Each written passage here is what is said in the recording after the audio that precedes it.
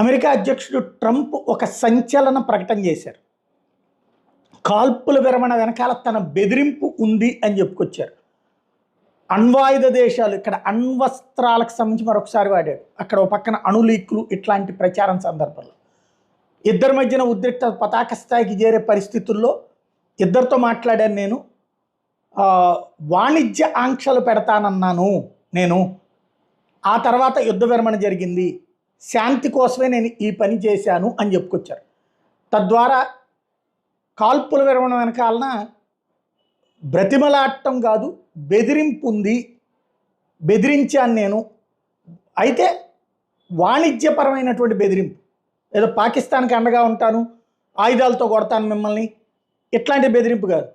అప్పట్లో Indira Gandhi issue, Russia Bangladesh issue వచ్చినప్పుడు, Bangladesh issue వచ్చినప్పుడు పాకిస్తాన్ తరపున యుద్ధానికి దిగుతామని